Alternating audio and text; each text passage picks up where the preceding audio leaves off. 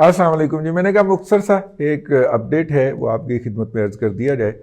Trump साहब जाते जाते अफ़गानिस्तान के महाज के ऊपर जो है वो किसी बातों को किसी न किसी पासे लगवा के जाना चाह रहे हैं। एक ही हफ्ता रह गया उनका और उन्होंने बड़े धूम छूम धड़के के साथ दोहा में इनके मुज़ाकरात शुरू करवा दिए। उसके साथ ही वो जो वाइस प्रेसिडेंट अपॉइंट किए हैं अशरफ गनी साहब ने अफ़गानिस्तान के, वो मुसलसल शोर मचाई जा रहे हैं कि जनाब तालिबान हमलों से बाज नहीं आ रहे और ये हो रहा है और ये जनाब का इस काबिल नहीं है, उन पर एतबार किया जाए। उन्हें करना चाहिए। मैंने जैसे कि पहले आपको अर्ज़ किया था कि वो स्टेक होल्डर हैं और जिनका लॉस होना है अगर कोई डील हो जाती है तो वो उनमें सर फहरिस्त होंगे। तो लिहाजा उनकी तो ख्वाहिश होगी, उनकी भी और दोस्तों की भी और इस तरह के तमाम अनासर की भी, कि ये बेल मंडे ना चढ़े क्योंकि इनके मफाद के ख़िलाफ़ है। ज़रा बेल मंडे नहीं चढ़ेगी तो अमन नहीं होगा, अमन नहीं होगा तो लड़ाई होती रहेगी। लड़ाई में यहाँ पे दूसरे साइड के अंदर भी बहुत सारे मफादात इन्वॉल्व हैं, लड़ाई में इनके भी मफादात इन्वॉल्व हैं। अब मसला ये है कि ये बैरून मुल्क से कितने फ़ंड्स ले और करके वहाँ पे लाते हैं और जो बाइडन बदकिस्मती से उस पहले वाली रजीम के हामी हैं, डेमोक्रेट्स वाली जो थी, जिसके तहत ये करना चाह रहे थे। लेकिन इतना बड़ा काम जो होता है वो किसी रजीम के साथ तब्दील नहीं होता, इसलिए ज़्यादा तवक्को यही है। पिछले जो तालिबान ने एक धमकी भिजवाई थी और वो धमकी क्यों थी? वो धमकी इसलिए थी कि जब तालिबान ने मुख्तलिफ जगहों के ऊपर पिटाई शुरू की, काबुल के अंदर जो दोस्ताना एंड कंपनी जो मुसल्लत है उनकी अफवाज की, तो उनकी मदद के लिए वहाँ पे अमेरिकन अफवाज आई। अब उसके बारे में दो क्वेश्चन हैं। अमेरिकन अफवाज, अमेरिकन एयरफोर्स है, उसके बारे में दो क्वेश्चन हैं। एक क्वेश्चन तो ये है कि वो अफ़गानिस्तान के अंदर से ऑपरेट कर रहे हैं, लेकिन दूसरा ये था कि नहीं, जो बहरी बेड़ा खड़ा हुआ है ईरान के सामने, वहाँ से उठ के तैयारे आए उसके, तो उड़ गए कितों गए? सवाल पैदा होना। ईरान तो गुजर नहीं देगा, अगरचे उसकी औकात नहीं है, लेकिन शोर वोर तो मचाएगा ना। तो फिर समझ कर लो मतलब कि ना लेदा कि लेकिन समथिंग रॉन्ग। हम ये क्वेश्चन बस यहीं पे छोड़ते हैं, आगे हमारी औकात नहीं है। तो वो अगर वो जो बहरी जहाज़ है, त्यारा बरदार बहरी जहाज़ है, वहाँ से उड़े हैं तो फिर अफ़गानिस्तान कहाँ से गए?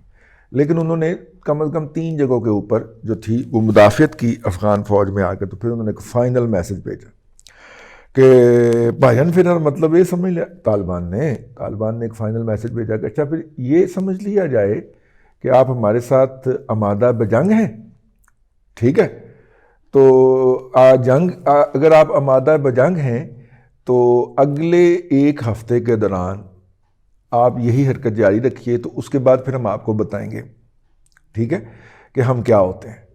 तो वो 1 हफ़्ता गुजरने का मैंने इंतज़ार किया जी। वो 1 हफ़्ता गुजरा है और मुझे वहाँ पे किसी अमेरिकन कार्रवाई की इतला नहीं मिली। इसका मतलब है कि उनकी जो धमकी थी वो काम कर गई, ठीक है।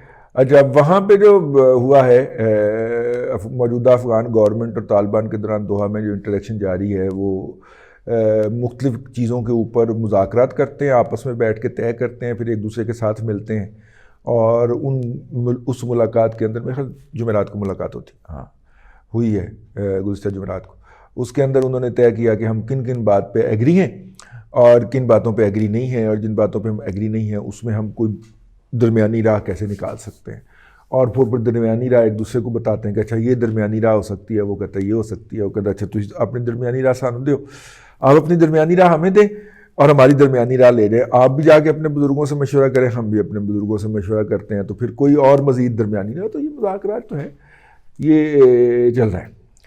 अब मसला ये है कि जाते जाते पोम्पियो साहब ने तेहरान वाली शरारत भी कर दी है, जो मैंने आपको अलग वीलॉग में बताया कि कितनी वाहियात और बेबुनियाद है। बुनियादी तौर पे ये जो बाइडन के लिए वो क्या होते हैं, बरूदी सुरंगें बिछा रहे हैं यहाँ पे इलाके के अंदर ना, ताकि उसको आधा दौर तो बरूदी सुरंगें निकालने में लग जाए ना। जो बाइडन जिस तरह एक्टिव हुआ है, अब देखते हैं कि वो इन मामलात को किस तरह लेके चलता है। अमेरिका को इंटरनल महाज के ऊपर बहुत स्ट्रॉन्ग किस्म की रेजिस्टेंस का सामना होगा। पार्लियामेंट में उसकी अक्सरियत हो जाए, कांग्रेस के अंदर या सेनेट के अंदर, लेकिन जो वो बीज बो गया है ना, वहाँ पे जो यूथिया जनरेट कर गया है ना ट्रंप, और वो होगा भी साथ में उस यूथिया पुदीना की आबियारी करने के लिए अपने बयानात के ज़रिए उसकी आबियारी करता रहे। एक और गाल अंदाज़ा करें, यहाँ पे बहुत सारे यूथिया को इस बात के ऊपर बहुत तकलीफ हो रही है कि जनाब ट्रंप का तो बुनियादी हक जो है वो सलब हो गया है, ट्विटर ने उसका अकाउंट कर दिया।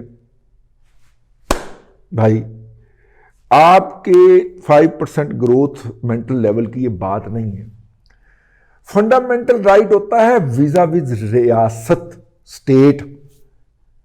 मैं जब सर्विस लेता हूं मोबिलिंक की, तो मोबिलिंक कंपनी मुझे इतना लंबा फरला देती है, उसके ऊपर टर्म्स एंड कंडीशन लिखी होती हैं, जिसके अंदर वो कहेंगे, जिसके अंदर लिखा होता है कि आप ये करेंगे तो हम आपकी सर्विस टर्मिनेट कर सकते हैं, आप ये करेंगे हम टर्मिनेट कर सकते हैं। कभी पढ़ के तो देखो अंग्रेजी च होंदा वैसे, ठीक है भाई यार, मोबिलिंक वाले यार उर्दू में भी करा करे, वो अंग्रेजी में लिखा होता है और उसमें वो आपको सर्विस की टर्म्स एंड कंडीशन बताती है।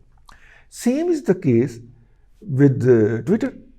ट्विटर भी आपको बताता है कि जनाब ये कंडीशंस हैं जिनके तहत आप हमारी सर्विसेज इस्तेमाल कर सकते हैं। आप नफ़रत का प्रचार नहीं कर सकते, आप किसी ख़ास मखसूस तबके के ख़िलाफ़ जो है वो लोगों को हमला करने पे नहीं उभार सकते, आप दहशतगर्दी के पैगामात, वो सारी उसने लिखी होती। तो अब जब वहाँ के सबसे बड़े पार्लियामेंट के अदारे ने यानी कि कांग्रेस ने ये तय कर दी कि जनाब इस शख्स ने लोगों को नफ़रत पे उभारा और इसके खिलाफ कार्रवाई करे सेनेट, तो वहाँ की जो कंपनियां थीं उन्होंने तो उसको क्लोज करना ही करना था। और फिर एक दो नहीं, सब ने यक वक्त किया है, फेसबुक ने भी किया है, इसने भी किया है। एक और वहाँ पे कोई लोकल सॉफ्टवेयर है जिसमें सबसे ज़्यादा और सबसे बेहतियात के साथ जो ज़ुबान इस्तेमाल की गई थी ट्रंप और उसके हामियों की तरफ से, उसने भी कर दिया है।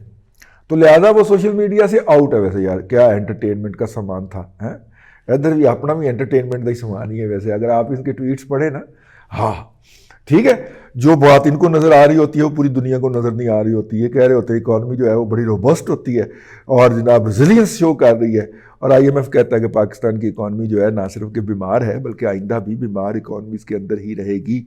बीमार क्या होती है कि जो अपनी पॉपुलेशन ग्रोथ को मैच ना कर पा रही हो। पाकिस्तान की पॉपुलेशन ग्रोथ जो है अगर 2% है कहा जा रहा, कोई कहता है 1.85 के करीब है, लेकिन कोई कहता है 2.1% के, चले हम 2% जी, ना थोड़ी ना साड़ी 2% ग्रोथ रेट है। तो इन लोगों को मौजूदा सतह के ऊपर जिंदगी की सहूलियात देने के लिए, बढ़ोतरी नहीं, मौजूदा सतह के ऊपर, यानी जिस हालत में ये अब है साल बाद भी उस हालत में हो, इस बात को इंश्योर करने के लिए आपको GDP ग्रोथ का 3% चाहिए। GDP ग्रोथ रेट 3% पे चाहिए।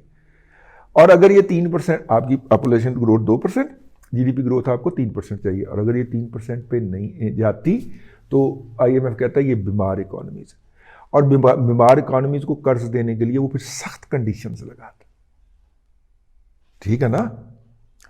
और इसलिए वो हमें बीमार इकॉनमी के अंदर डिक्लेयर कर रहा है, लेकिन हमारा प्राइम मिनिस्टर कर रहा है इकॉनमी रेजिलियंस कर रही है, अब क्या करे बंदा, जो उसको नज़र आता किसी और को नज़र नहीं आता, और जो बाकी सारी दुनिया को नज़र आ रहा है वो उसको नज़र नहीं आता। खैर ये तो बात कहीं और से और चली गई।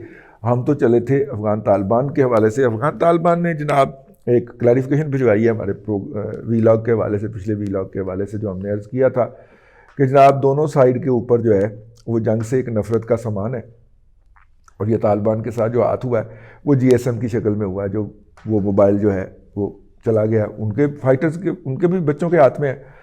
तो उन्होंने कहा जी ऐसी कोई बात नहीं है, हम अपनी जगह के ऊपर पूरी तरह कायम है।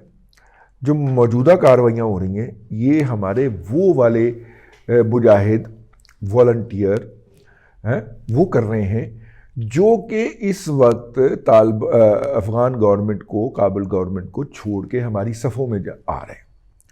तो वो जब आते हैं तो ये उनको कहते हैं कि आप अपने आने को साबित करने के लिए, यानी कि आप वाकई खलूस नीयत से आए हैं, कोई जसूसी करने नहीं आए, ज़रा उनकी तो ज़रा ठुकाई करके आए ना, ठीक है।